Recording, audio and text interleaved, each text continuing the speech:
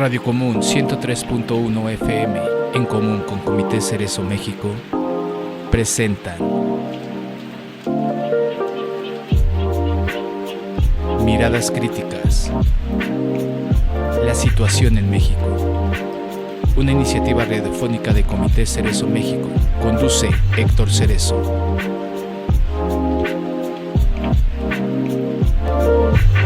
Miradas Críticas, comenzamos.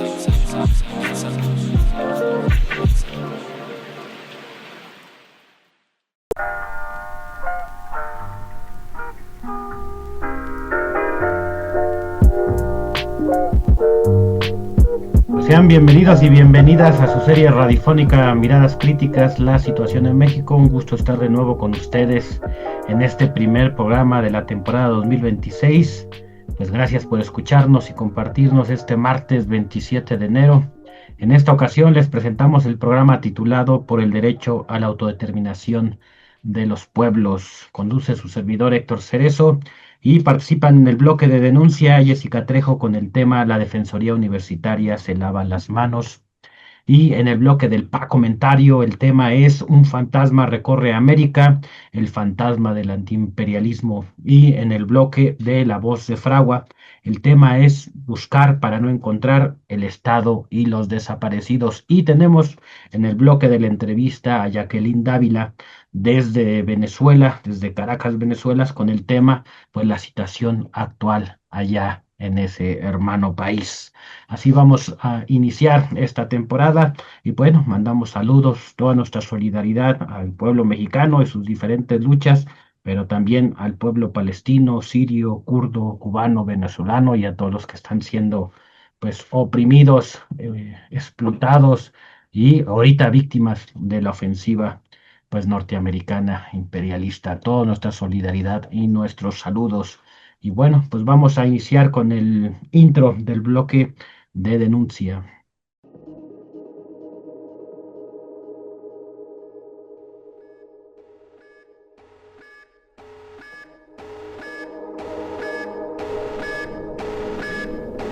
Denuncia en Miradas Críticas.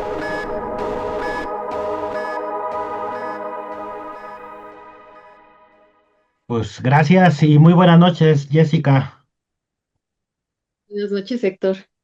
Pues de nuevo otra vez aquí, te agradezco pues tu presencia, tu tiempo y habíamos en el programa anterior habíamos platicado un poquito de la situación, pero pues para recordarle a la audiencia si gustas presentarte un poquito y pues tenemos que hiciste una denuncia, ya te contestó la Defensoría Universitaria, ya te contestó la CNDH, pero platícanos o recuérdanos cuál es la situación, por qué estás luchando. Pues estoy luchando por mis derechos humanos laborales eh, y humanos, ¿no? Y bueno, sí hubo una respuesta en esta situación que se derivó de el rezago salarial que teníamos varios productores, colaboradores de Radio UNAM, por el régimen de prestadores de servicios profesionales. De ahí nos damos cuenta de esta desigualdad salarial que hay entre hombres y mujeres, sobre todo del área de productores y productoras.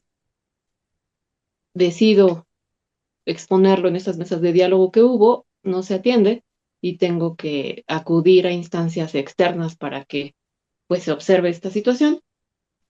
Me dirigí a la CNDH, me dirigí a la Secretaría de Gobernación por parte de este mecanismo que hay de Mm. atención ciudadana para presidencia, bueno, por parte de presidencia, y también a la Secretaría de las Mujeres, bueno, y otros que están en trámite, pero que justo me contestaron tres, bueno, entre ellos la Defensoría, que es el órgano interno que se supone debería velar por este tipo de denuncias, y pues digamos que lo que resume la respuesta de todas estas hasta ahora es pues que se suma la violencia institucional, ¿no? Entre ellos ahora se echan la bolita y dicen por argucias y pretextos que no es, la Defensoría me dice que no es una cuestión de derechos que se vulneren en mi situación de mujer trabajadora, sino que es algo estrictamente laboral. y Gobernación me manda a hablar con la persona que estoy denunciando como el omiso de que no atendió todo esto, que es el director de Radio UNAM, Benito Taibo, sin medidas de protección, sin ningún tipo de investigación, ni siquiera mencionando a la Secretaría de la Mujer. La Secretaría de la Mujer, desgraciadamente, tampoco tuvo una buena recepción. Me atendió la licenciada Yolanda Vilchis y Mm. ella pues solo dijo que ellos no podían ni investigar ni sancionar, que en dado caso iban a ver si había la posibilidad de posicionarse, cosa que no ha sucedido ni tampoco ha respondido a mis últimos correos. Entonces, pues la respuesta de la Defensoría es bastante grave porque además valida los insultos y estereotipos eh, clásicos contra las mujeres y, y los valida y dice que no, que eso es una percepción, en dado caso faltas de respeto, pero que no, mi aislamiento, todo lo que me hace estar ahora en una condición de desigualdad, de oportunidades y de percepción, si no quieren llamarle salarial, de remuneración, no es válido, ¿no? Es bastante decepcionante cuando acudes a este tipo de organismos porque desde que entras no te dejan pasar con tu persona de confianza. A mí fue lo primero que me dijeron, que yo tenía que pasar sola, que yo no podía pasar con nadie más porque era una orientación. Y se molestó cuando le dije que yo insistía en pasar acompañada. Bueno, y ya adentro tampoco le gustó que llevara yo escrita Mm. mi queja y también, bueno, después de sus pues no, no voy a decir groserías, pero de su mala recepción, porque no te da confianza justamente para hablar esas actitudes. Ya después me habla al siguiente día la abogada encargada de canalizarme, diciéndome media hora tratando de convencerme de que lo mío era una cuestión laboral. Y yo le dije, no, que eso no era laboral, que yo es lo que denunciaba actualmente, porque lo anterior eran los antecedentes, lo que denuncio actualmente es que este aislamiento y este cambio que fue sin mi consentimiento de área, provocó que ahora yo esté sufriendo violencia laboral por cuestión de género. 3 veces me lo dijo, 3 veces yo le dije que no, que lo mío era una cuestión de género. Y eso fue antes de salir de vacaciones. La UNAM entró de vacaciones el 12 de diciembre, algo así. Y ya ahora me respondió hace casi 2 semanas que no, que lo mío era esto estrictamente laboral. Y una vez más me dice que me acerque al director de la emisora, que es a quien yo estoy denunciando por su omisión, violando también la cuestión de cómo vas a confrontar a tu víctima con el violentador, ¿no? Sin Mm. ningún tipo de medida de protección tampoco.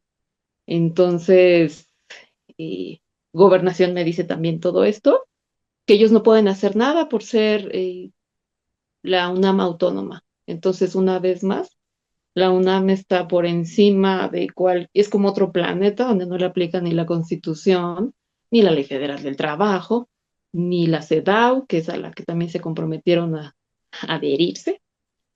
Y entonces, pues sí yo creo que tratan de desmoralizar, ¿no? De desincentivar todo esto, pero la verdad es que tiene que agotarse todo y no pienso dejar de denunciarlo, ¿no? También respondió la misma UNAM a través de la Coordinación de Difusión Cultural a la CNDH y ellos pues regresamos una vez más a la discusión de tú eres de honorarios, tú no tienes derecho a nada y tú firmas por mutuo acuerdo un contrato civil. Entonces regresamos a hace muchos meses porque también eso fue lo primero que nos respondió el director Benito Taibo, a lo cual eh, también se habló en las mesas de diálogo que se estaba defendiendo un derecho humano laboral y aquí con perspectiva de género. Y eso es irrenunciable. No le acaba de quedar clara a nuestro director, ni a la UNAM, ni a la coordinación, ni a todos los que le ayudan, que nos dijo que además lo asesoraba para estos temas la licenciada Benavides, Marcela Benavides, y que con ella hacía todo este tipo de atenciones, pero pues al parecer no han querido entrar en razón o no han querido entender que esto no, que está la Constitución y la Ley Federal del Trabajo y los derechos humanos están por encima de cualquier contrato, aunque sea de carácter civil, ¿no? Que nos hagan firmar, pues con evidentemente eh, poca condición de libertad, cuando hay precariedad que la misma institución fomenta, porque antes decía que era porque no tenían presupuesto suficiente. Les Ujú. dieron presupuesto suficiente, no lo atendieron, siguieron no solamente ignorando la brecha, sino haciéndola más grande. Entonces, pues a grosso modo, un poquito esto es como en lo que va. Pues sí, pues decirles que la justicia en México es un camino tortuoso, sinuoso, diseñado para que te canses, te hartes y mandes al diablo absolutamente a todo y a eso le apuestan. Nomás para recordarle a la audiencia, pues eres trabajadora por honorarios de la UNAM, ¿no? Como pues cientos, no sé si sean miles, pero a lo mejor cientos de trabajadores y trabajadoras que están en la UNAM, que cuando les conviene, pues no hay relación laboral, aunque trabajes en las instalaciones de la UNAM, aunque tengas jefes que son funcionarios de la UNAM, etcétera, cuando les conviene no eres trabajador, no hay una relación laboral con la UNAM, entonces no tienen ni obligaciones ni tú tienes derecho. Y a veces sí les conviene reconocer que hay una relación laboral, pero que no es de su competencia, ¿no? Prácticamente lo que están diciendo es, se están echando la bolita, se están lavando las manos, ¿no? Y va a ser importante, pues, esta lucha que estás realizando, porque, pues sí, como tú dices, es el inicio, hay que agotar todas las instancias, todavía faltan otras instancias y hay que sentar un precedente importante, pues, para que a ti se pueda resolver la situación, pero también para que otros trabajadores y trabajadoras, pues vean un camino tal vez, ¿no? Que sí es difícil, pero un camino, pues para defender sus derechos laborales que a veces se les olvida que también son humanos, ¿no? Siempre se les olvida, y digo, ahorita no hablamos o no me enfoco en esta cuestión de la simulación laboral que en efecto es, ¿no? En mi caso de Ajá. 17 años. Pero también otra parte que me parece importante mencionar es que en la misma contestación que da la coordinación a la CNDH dice que no tienen antecedentes de quejas por eh, discriminación, pero además por cuestiones de género contra la persona que además está en mi relatoría, que fue quien me congeló y me quitó funciones sustantivas y luego me cambió de área arbitrariamente, que es Jaime Casillas, el subdirector de producción e información de Radio UNAM. Pero si al menos se salieran de sus cubículos a investigar lo que realmente sucede, se darán cuenta que en la emisora hay N cantidad de casos con subdirectoras, con jefas de área, con otras compañeras que renunciaron. Bueno, basta con que revisara tantito con más detenimiento el mismo correo de Benito Taibo, a donde le llegaron estas quejas, donde le llegaron de compañeras del área de información, también diciendo que ese sujeto era bastante misógino y que no quiso atender, así como no quiso atender cuando yo se lo dije desde el 2018, al menos en una amonestación verbal. Ellos, desgraciadamente, lo que te piden es eso, que haya una queja, un folio, ¿no? Pero hacen todo lo posible a su vez para que esto no suceda. Entonces, solamente es como perpetuar su pacto y desincentivar la denuncia, porque en cuanto llegas para allá es de la manera más hostil para desestimarte y que tú pues también no lo quieres hacer. No lo hacen las chicas, bueno, sé que ha habido también quejas internas también por escrito, pero que tampoco se han querido atender. Entonces bastaría con que justificaran un poquito su presupuesto que se les da para que atiendan esas cosas y no nada más desde su escritorio decir que no existes, que ni siquiera se mueven para verificar que en las instituciones no se esté llevando a cabo este tipo de arbitrariedades, ¿no? Las chicas no quieren denunciar porque claro que tienen miedo. Si lo primero que hacen cuando te sientas a hablar es con la especialista abogada que le para todos los goles y no es precisamente la mejor manera de atender. También dicen que hicieron campañas y pegaron pósters y hicieron conferencias, charlas. Lo que se les olvida decir es que lo exigimos nosotras en la mesa de diálogo. Ni siquiera fue porque ellos quisieran hacerlo. Siempre que empieza a haber cursitos es porque ya hubo una denuncia, Mm. no se atendió, pero que esto sirve como para simular que están haciendo algo, pero pues en realidad no sucede así. Y el otro que me recuerdo, sumando a todo lo que has dicho, en pleno siglo XXI, 2026, están luchando por igual trabajo, igual salario, ¿no? Que esa es otra cuestión que denunciaba, ¿no? La vez pasada, ¿no? Que pues son a las mujeres les pagan menos por el mismo trabajo que realizan. Eh, Sí, porque además, pues lo que hacen es justamente darle las mayores oportunidades de crecimiento y pues, a su vez de remuneración a otros hombres y precisamente no a mujeres. Las mujeres, ellos decían que tenían más gente contratada. Pues sí, porque te salimos más baratas.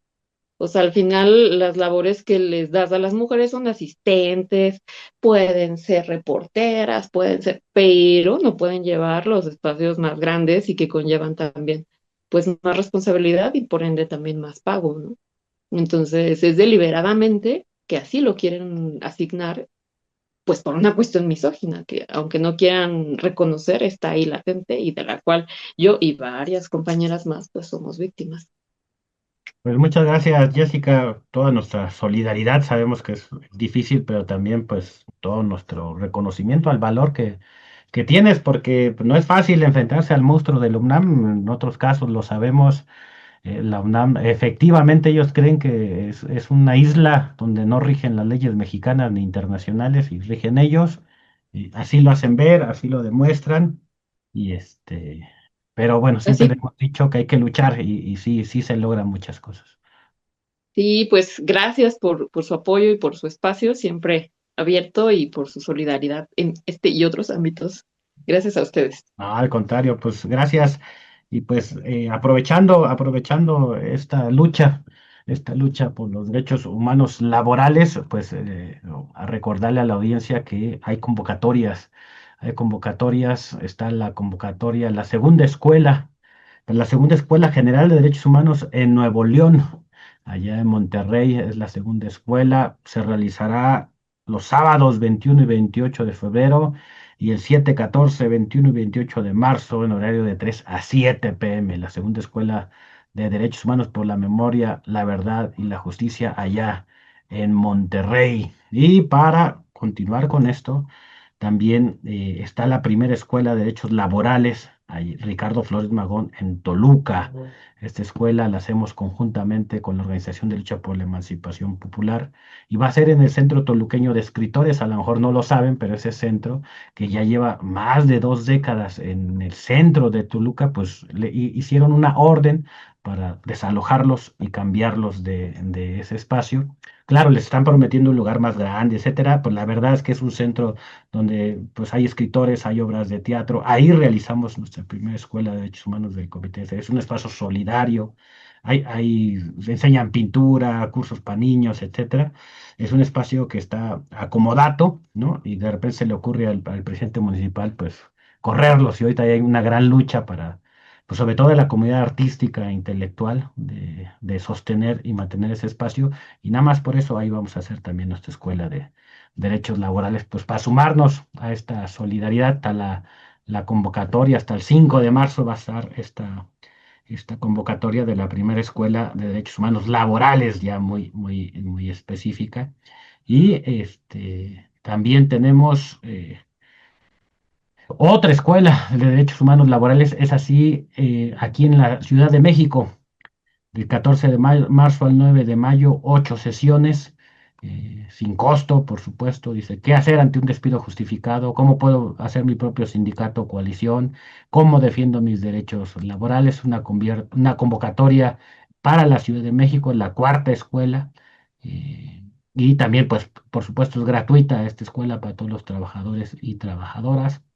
Y siguiendo en lo mismo, el colectivo Ignacio Martín Baró también invita al primer curso de Derechos Humanos y Salud Mental los días viernes 11 a 1 de la tarde a partir del 6 de marzo hasta el 24 de abril. Está enfocada pues a la comunidad universitaria, va a ser un curso presencial para aquellos que están estudiando psicología y quieren ver una visión o ponerle una perspectiva de derechos humanos a la salud mental, pues ahí está esa convocatoria. Y también acaba de salir la convocatoria para la Escuela de Derechos Laborales en Puebla, ¿no? También ahí en Puebla. Entonces, ahorita hay como 5 o 6 convocatorias. Este año viene muy cargado de capacitaciones porque vamos a realizar 14 escuelas de derechos humanos en 8 estados de la República. Así que si están interesados, pues escriban, súmanse, capacítense y luego repliquen lo aprendido y lo que no les guste, pues deséchenlo, siempre les decimos. Y bueno, pues vámonos rapidísimo con el comentario. Comentarios de Francisco Cerezo.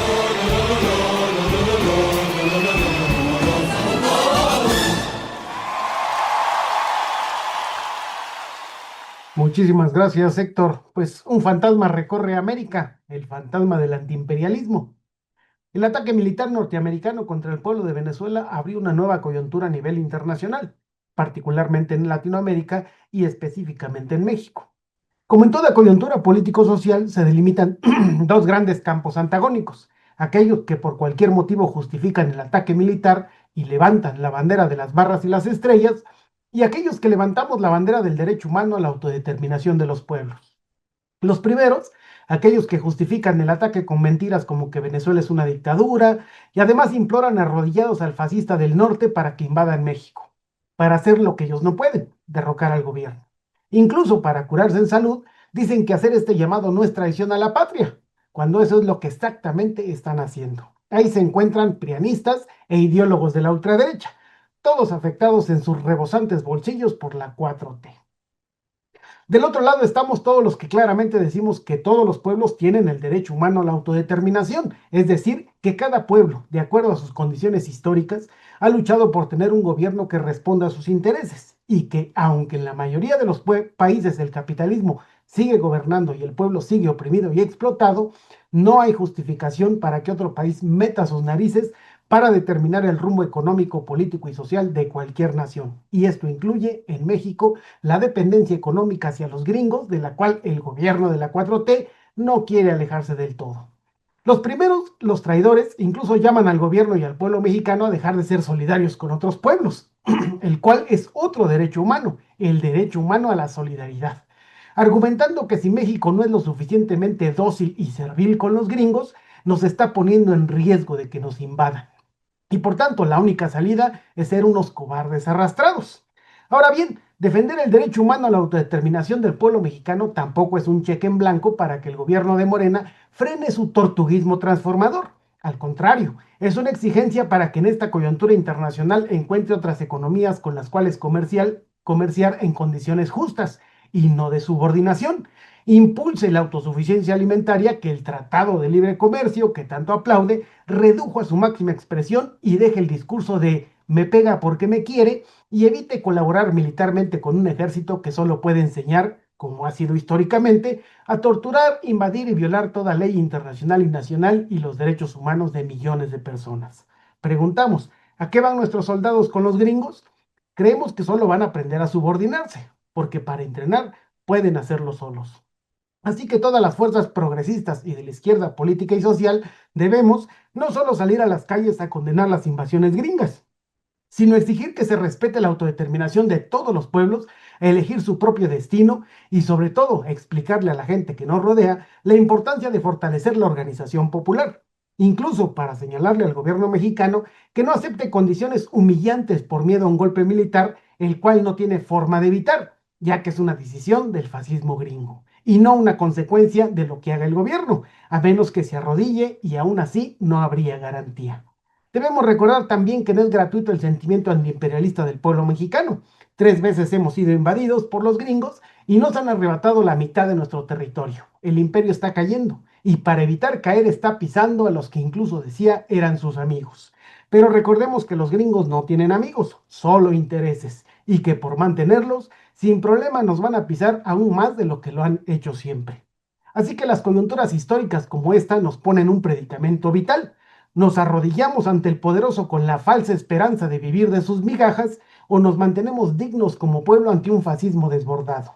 ¿Y tú, de qué lado estás? ¿Caminamos juntos o prefieres arrastrarte? Muchas gracias, Héctor. Gracias a ti, Francisco, gracias por el comentario. También escríbanos qué les pareció. También nos pueden dar sus opiniones, ¿no?, al respecto. Y precisamente en el marco de este tema vamos a un corte con la producción de Radio Común y con un trabajo especial que nos hicieron para seguir tocando o reflexionando de este tema.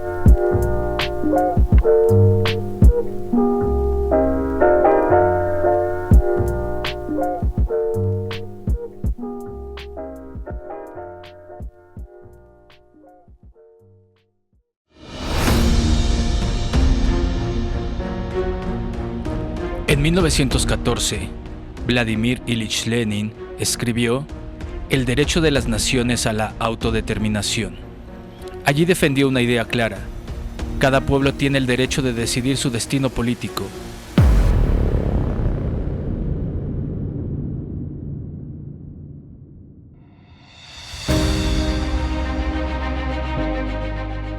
Lenin señalaba que los movimientos nacionales no son caprichos, sino resultado de las fuerzas económicas profundas. El capitalismo moderno necesita mercados cohesionados y un idioma común, lo que impulsa la creación de estados nacionales. Por eso, negar la autodeterminación es negar a la misma democracia.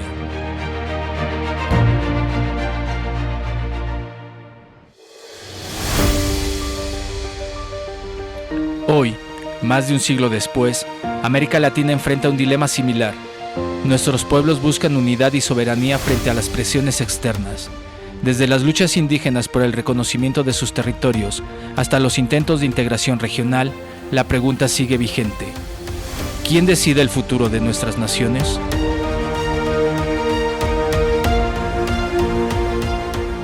Lenin polemizaba con quienes veían ilusorio el derecho a la autodeterminación en tiempos del imperialismo. Pero Lenin respondía: incluso bajo dominación, los pueblos tienen derecho a decidir.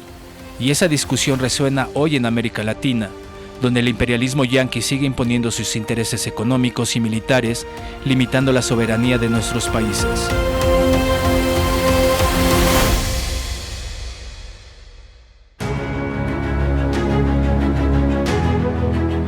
La lección de Lenin es clara: la unidad de los trabajadores y de los pueblos debe ser voluntaria, nunca forzada. Solo así puede construirse una verdadera democracia y una resistencia sólida frente a la opresión externa. Hoy, América Latina necesita reflexionar y actuar. Defender la autodeterminación significa participar, organizarse y levantar la voz contra el imperialismo yanqui. Porque la libertad de nuestros pueblos no se concede, se conquista. Radio Común 103.1 FM, extendiendo la resistencia.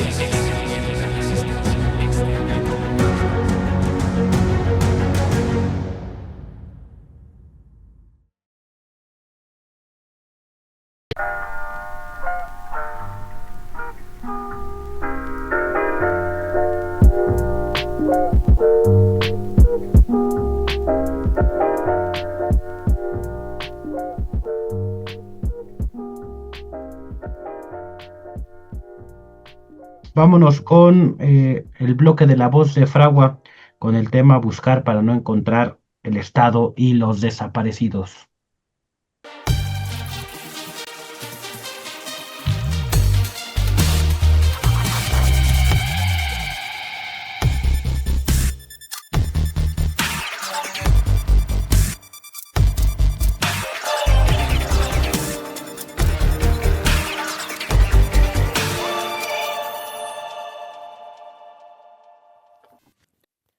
Buscar para no encontrar. El Estado y los desaparecidos. Desde que surgimos como organización independiente, hemos abrazado la exigencia de la presentación con vida de todas y todos los detenidos desaparecidos del país. En un México donde las cifras oficiales de personas desaparecidas rondan las 133,000 de enero del 2006 a septiembre del 2025. Ni siquiera existe un registro confiable que distinga cuántos de estos casos corresponden a desaparición forzada, es decir, aquella cometida por agentes del Estado y posteriormente negada por estos. Esta práctica constituye una grave violación a los derechos humanos y un crimen de lesa humanidad.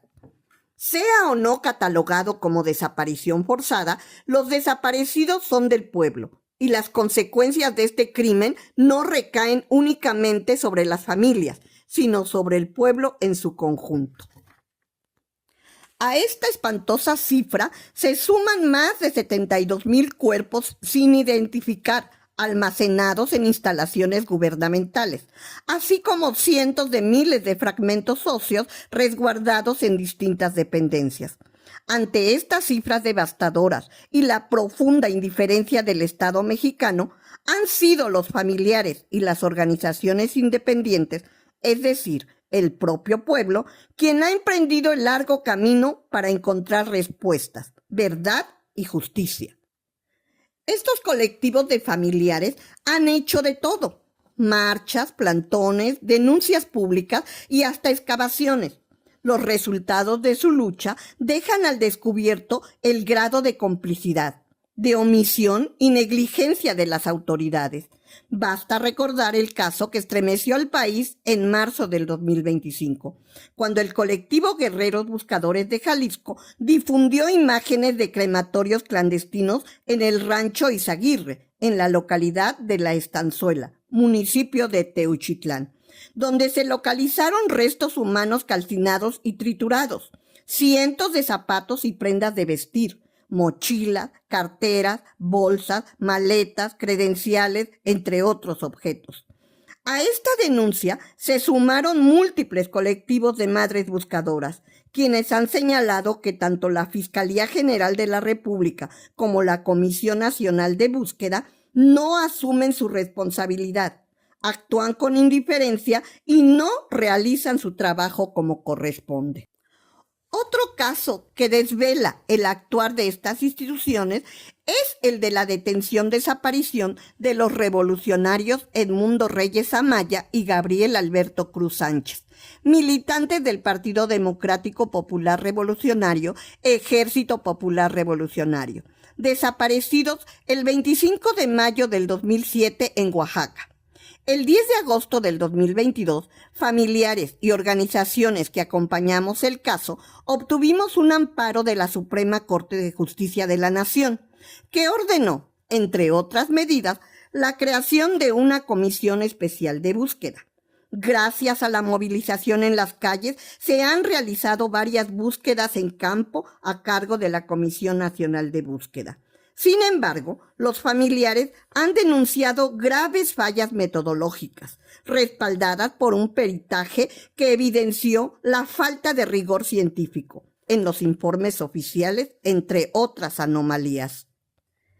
Esto fue corroborado por el perito internacional Miguel Nieva, quien fue parte del equipo argentino de antropología forense en el caso Ayotzinapa, y colaborador en diversos procesos a nivel internacional, quien explicó con peras y manzanas por qué la Comisión Nacional de Búsqueda realiza búsquedas sin rigor científico, pues la realiza sin conocer las características del terreno, sin definir previamente qué tecnología utilizar ni qué instrumentos son los más adecuados, sin tener un plan de búsqueda resultado de una investigación criminal. Si esto ocurre en el caso de Edmundo y Gabriel, podemos imaginar la magnitud del problema en miles de casos más, que aún no llegan a la Suprema Corte de Justicia Nacional. Por ello, es indispensable que como pueblo aprendamos qué debe hacerse ante una desaparición y una desaparición forzada. La capacitación nos permite, como dice el dicho, que no nos den a tole con el dedo. Por esa razón, como OLEP, participamos en diciembre del 2025 en el taller Elementos Esenciales para la Búsqueda de Personas Desaparecidas, impartido por Miguel Nieva. En 4 horas, el criminalista forense nos brindó un panorama general del proceso de investigación criminal, las disciplinas que intervienen y las 4 fases fundamentales. Primera, contexto e inteligencia, análisis de contexto, patrones para establecer modus operandi, marco temporal y espacial, información de la persona buscada y posibles responsables. Segunda, percepción remota, análisis de grandes superficies mediante sistemas de información geográfica. Tercera, prospección geofísica, definición de los métodos más adecuados de búsqueda, georradar, varillaje, entre otros. Cuarta, verificación y recuperación, excavación y recuperación forense de la evidencia. Aunque este proceso parece complejo y reservado a especialistas, hay algo fundamental que no debemos perder de vista. Quien debe realizar una investigación criminal adecuada es el Estado, pues cuenta con los recursos, el personal y la responsabilidad legal para hacerlo. Entonces, ¿cuál debe ser nuestro papel como víctimas y como pueblo? Ser vigilantes del proceso, conocer qué se debe hacer para impedir la simulación, la mentira y el abandono institucional. Estos talleres sirven precisamente para eso, para formarnos, organizarnos y fortalecer nuestra lucha. Y aún así, el conocimiento por sí solo no basta. Debe ir acompañado de denuncia, organización y movilización popular, porque solo así se puede obligar al Estado a cumplir con su deber. No es lo ideal, pero es la tarea histórica que nos corresponde como pueblo que lucha por transformar un sistema económico que necesita de estos crímenes de lesa humanidad para sostenerse.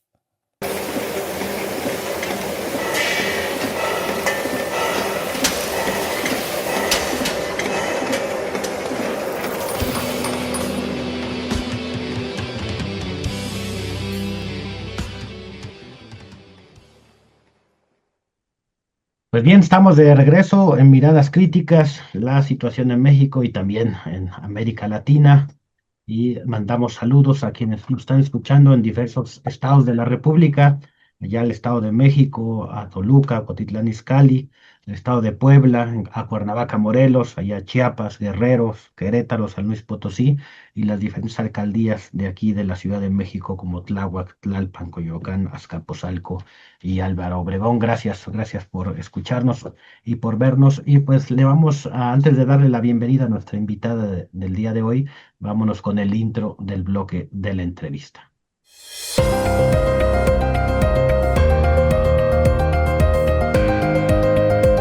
La entrevista en Miradas Críticas.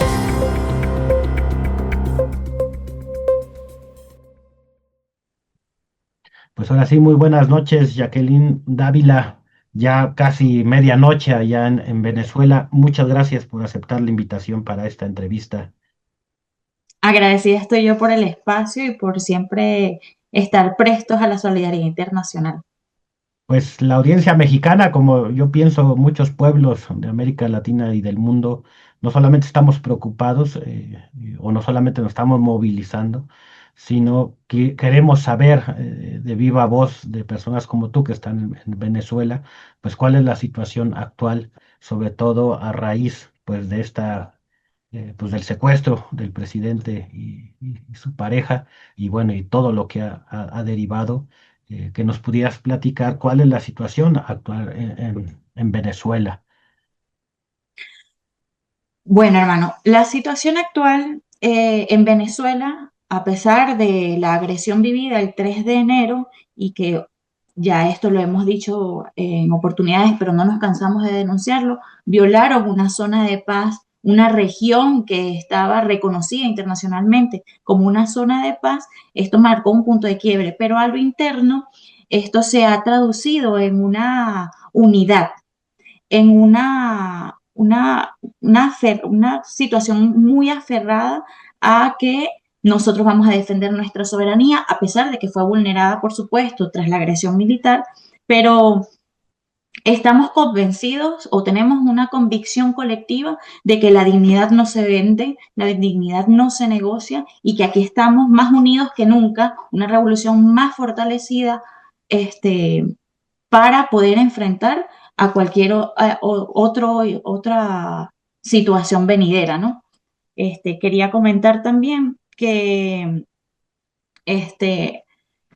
la campaña mediática ha sido cada vez mucho más fuerte, ¿no? La desinformación está a flor de piel. Situaciones que, por ejemplo, el secretario de Gobierno de los Estados Unidos declaró en su momento, principios de enero, finales de diciembre, pues los están sacando ahorita como una noticia al caliente. La verdad no es así.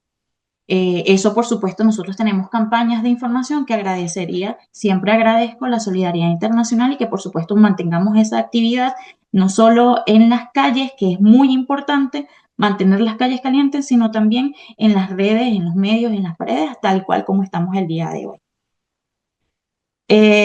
También debo resaltar que nuestra presidenta encargada asume el poder de presidenta encargada reconocida por el Tribunal Supremo de Justicia, entendiendo de que dentro de nuestra Constitución, dentro de nuestra legislación, no existe un vacío de poder de esta categoría, ¿no? O sea, entendamos que el presidente fue secuestrado, no abandonó, no estaba enfermo, no salió del país por una situación irregular o extraordinaria, sino que fue un secuestro. Entendiendo esto, nosotros nos quedamos como, digamos, un vacío en donde alguien tiene que asumir. Lo importante aquí en esto es que la revolución continúa, el proyecto bolivariano continúa, el gobierno bolivariano sigue la misma senda que ya nos veníamos trazando hace 20 años. Es Seguimos importante, defendiendo.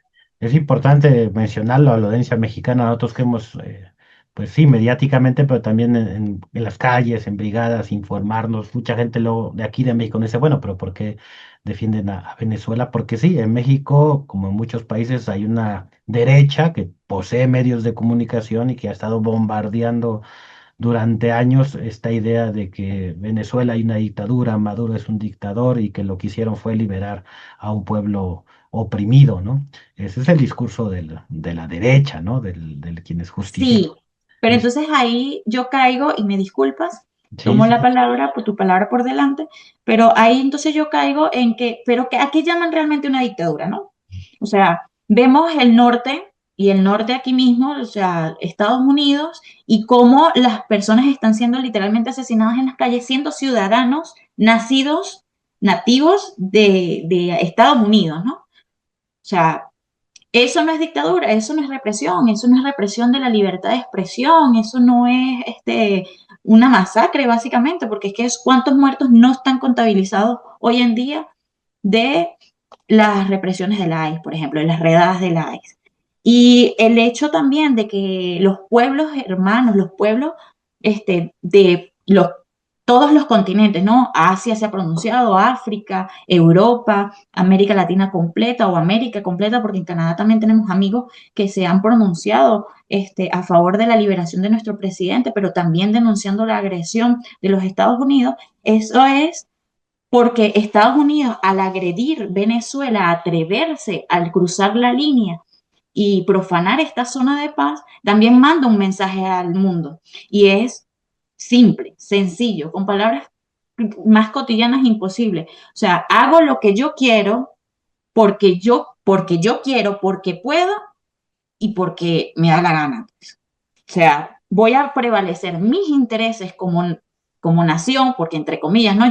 Yo prevalecería más mis compatriotas, mis hermanos, mis nativos, y después me encargo también de ayudar, por así decirlo, de entrar en cooperaciones. Pero Estados Unidos o la política del presidente de turno no está bajo esa misma línea de querer cooperar o querer tener una negociación o querer reconocer gobiernos como iguales, simplemente porque no se alinean a una imposición neoliberal o imperialista. ¿qué es lo que quiere realmente al hacer toda esta agresión en Venezuela? Porque ahí está pues el fondo del asunto. ¿Qué es lo que realmente quiere? Sabemos que no quiere pues ni llevar democracia, ellos son los más antidemocráticos, todo este discurso no es verdad, pero ¿qué intereses tiene Estados Unidos en Venezuela? Bueno, lo hemos repetido y Mm. no nos cansaremos, ¿no? Aunque nuestra presidenta encargada también nos dijo que si bien somos la reserva más importante del mundo de petróleo y agua, agua mineral, agua dulce, tenemos que prevalecer nuestra paz. Y dentro de esta prevalencia, pues entonces no podemos seguir con ese discurso, aún reconociendo, por supuesto, que esos son los intereses de los Estados Unidos, ¿no? Más allá de los recursos es la hegemonía de poder, ¿no? En algún momento, en algún siglo, Monroe se le ocurrió el América para americanos, pero el América para americanos no era más que Estados Unidos se adueña de toda la América. Y no es casualidad que Donald Trump, dentro de su red social, haya publicado una imagen, si bien es adulterada por la inteligencia artificial, pero la publicó. O sea, está a favor de eso, de que mitad de América sea Estados Unidos. Sus intereses van a prevalecer. Nuestros recursos naturales, más allá de dominar la región o el país en sí, de que somos irreverentes, de que hemos prevalecido 2 décadas, un poco más de 2 décadas, en una transición hacia el socialismo, en un modelo democrático participativo totalmente diferente a lo que se conoce dentro de las filas de la derecha, pues también es el hecho de que no se escapa pues de el petróleo, el coltán, el agua, el oro, o sea, infinidades de recursos que naturalmente se dan en Venezuela. Y este proceso también hemos visto pues manifestaciones grandes, importantes en diferentes pues lugares de Venezuela, condenando, denunciando, exigiendo la libertad del presidente Maduro. Tú que he visto en las redes que estás en las calles, que entrevistas a gente, ¿cómo está el ánimo? Porque también, o sea, los vemos en una actitud pues combativa, digamos, pero ¿cuál es el pulso de la gente? Tú que pues, sí, Bueno, nuestra agenda no se ha detenido, ¿no? Nuestra agenda llevaba, nuestro presidente y la primera dama fueron secuestrados hace 25 días. Y son 25 días que nosotros hemos permanecido en las calles en diferentes actividades, en tribunas antiimperialistas donde la gente se expresa a favor de la liberación de nuestro presidente y condenando la agresión. Entonces, algunos vecinos aledaños a las comunidades pues se acercan y entienden o entran en un pensamiento de por qué Estados Unidos agredió a Venezuela. Nuestras tribunas antiimperialistas tienen ese objetivo, pero también hacemos pancartas, hacemos vigilias de oración, porque nuestro presidente o el país entero se suma al cristianismo, entonces nos vamos por esa corriente, hacemos vigilias de oración, eh, hacemos murales en las paredes, porque en las paredes hablan los pueblos, hacemos conferencias, estamos con ustedes en las conferencias internacionales, alzamos la voz. El pueblo no se ha mantenido retraído, todo lo contrario. Ha estado en la calle, saliendo por sectores, nos hemos organizado por sectores más allá de las organizaciones de base que ya conocemos, con estas responsables de las calles, de los comités bolivarianos, también los sectores mujeres, trabajadores, sexo diverso, religiosos, clase obrera, todos tienen un día para salir a defender nuestra soberanía y a demostrarle al mundo que aquí no han podido penetrar esa unidad y esa fortaleza que representa el chavismo hoy en día. Sí, es importante pues mencionarlo porque a veces pues desgraciadamente pues no llegan muchas noticias, o sea, tenemos que estarlas buscando de algunos medios o algunas fuentes que no son, pues al menos en México, las más comerciales, las más comunes, ¿no? Aquí en México, como en muchos países de América Latina, el monopolio de la información o la desinformación, pues las tienen estas grandes empresas monopólicas neoliberales que prácticamente desde hace un mes están festejando a ellos y diariamente están bombardeando con esta versión norteamericana de los hechos que nosotros a veces... Y es una desgracia, y es Sí, una desgracia, porque seas venezolano o no, hay que entender de que esta agresión, aunque las bombas cayeron en Venezuela, insisto, fue un mensaje a la región completa o al mundo entero. O sea, lo que pasa en Gaza hoy en día tampoco es una casualidad. Lo que hace Israel, el genocidio que practica Israel no es una casualidad, no es una situación aislada de cada uno de los pueblos. Es un mensaje imperativo de que el imperialismo más que nunca ha decidido doblegar a los pueblos y someterlos. Y por supuesto, habemos pueblos que somos necios, somos rebeldes y no nos vamos a dejar la dignidad. Aprendimos a fuerza de historia que nuestra dignidad, nuestra soberanía, nuestra independencia y nuestra libertad no se va a vender así. y lo entendemos y lo decía Francisco en el comentario hace unos minutos, pues México sufrimos 3 invasiones norteamericanas en nuestra historia y en la primera nos quitaron más de la mitad de nuestro territorio.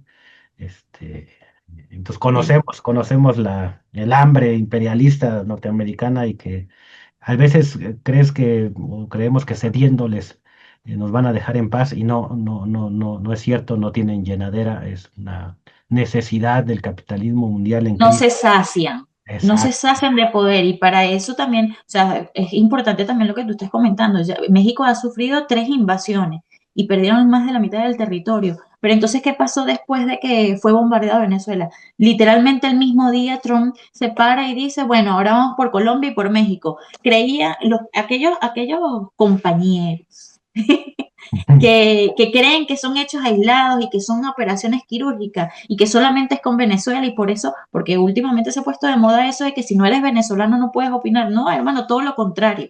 Todo lo contrario, hay que estudiar, hay que ver la historia, hay que entender los panoramas o por lo menos escudriñarlo para saber de que Venezuela o incluso Gaza no es un hecho aislado y que Donald Trump en todos sus discursos cada vez tiene menos máscara, tiene menos capas.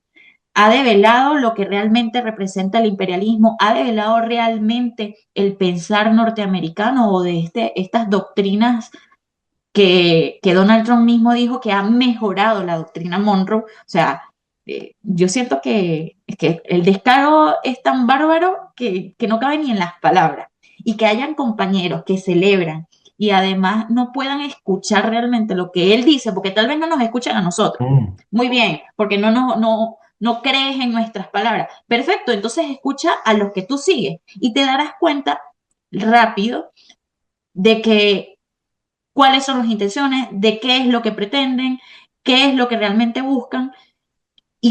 O sea, no hay que tener más de 4 dedos de frente.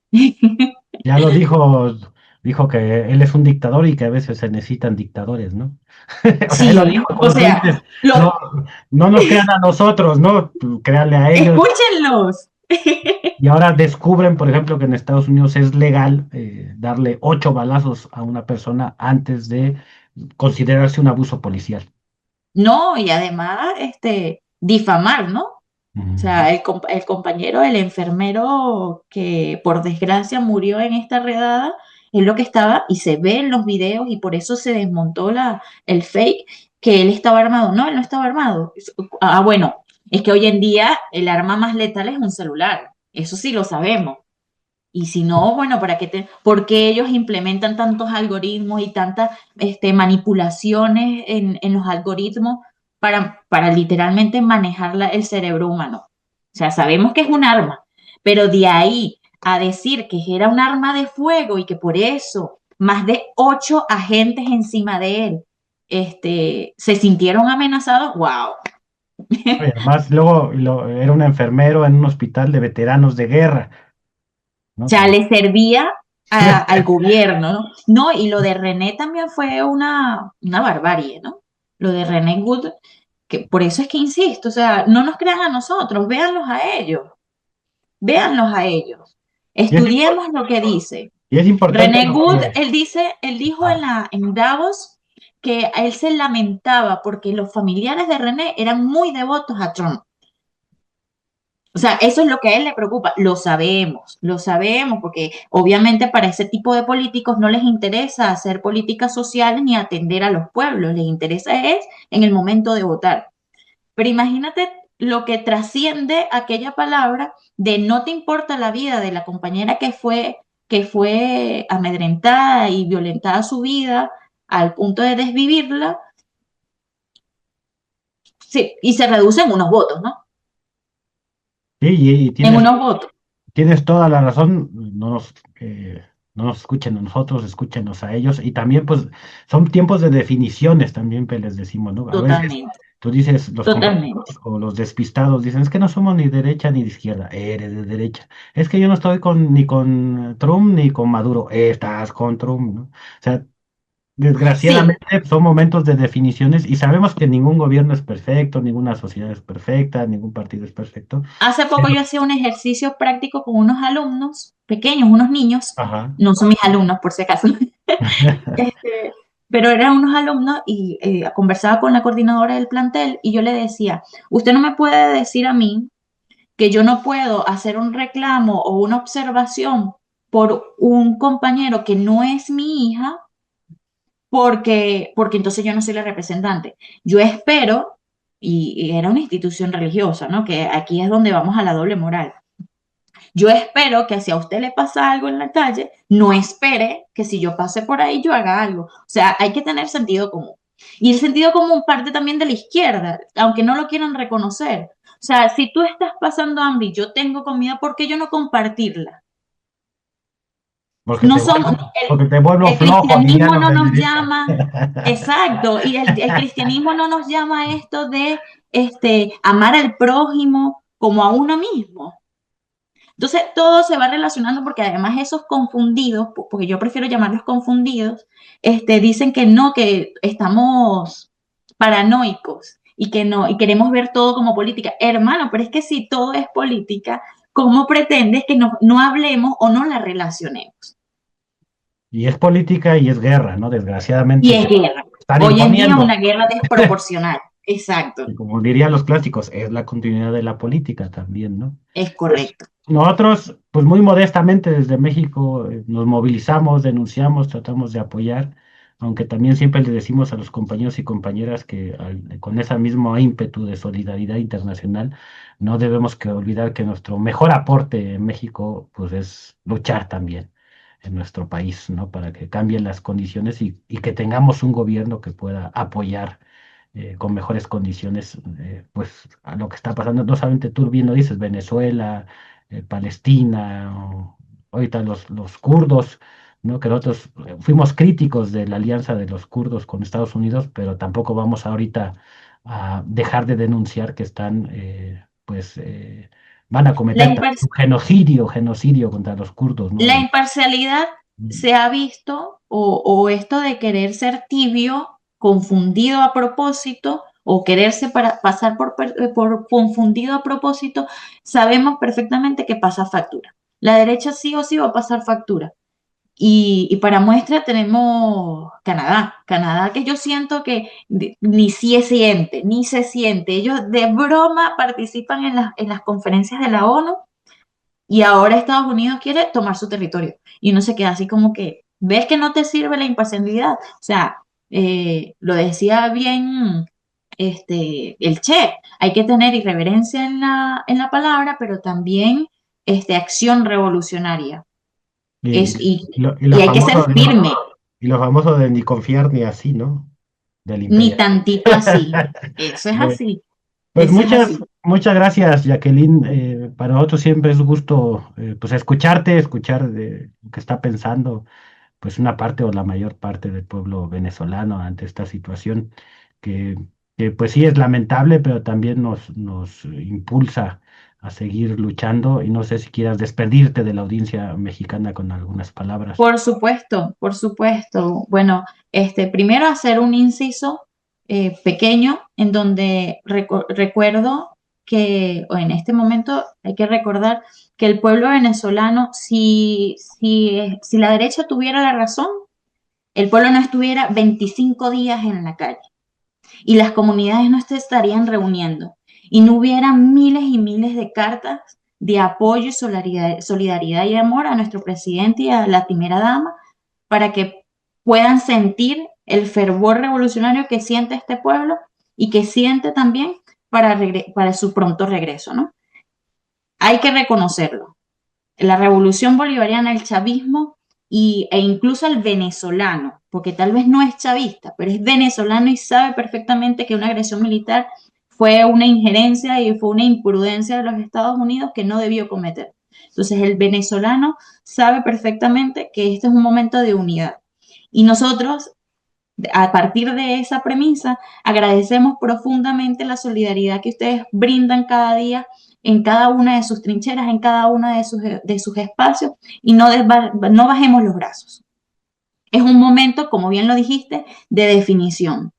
Podemos estar o no de acuerdo, pero siempre hay, de acuerdo con un gobierno de turno, pero siempre hay un pensamiento que continuar, un camino que continuar.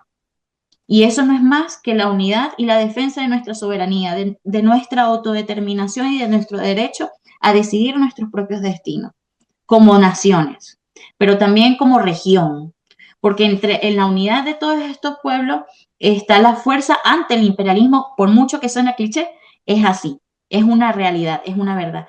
No queda más que agradecer infinitamente, de verdad, el espacio, la oportunidad de elevar la voz en nombre de muchos venezolanos que continuamos en las calles, que continuamos en cada una de las aristas que podemos estar para elevar la voz de este pueblo y también de los pueblos hermanos que nos apoyan y exigimos la liberación de nuestro presidente Nicolás Maduro, prisionero de guerra, así como la primera dama. Pues muchas gracias, Jacqueline. También nos sumamos a esa exigencia y pues te damos las gracias y también las gracias a quienes nos escuchan y nos ven, y nos vemos el próximo martes en Miradas Críticas sobre la situación en México. Muy buenas noches. Venceremos, mi hermano. Feliz noche.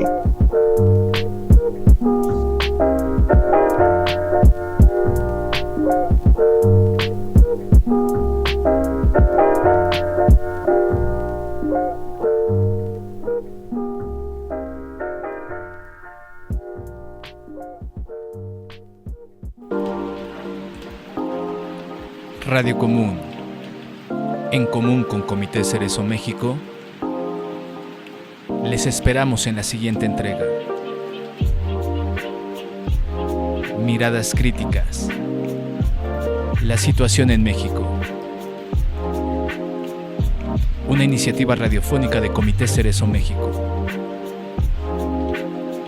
Vida digna. Memoria, verdad, justicia.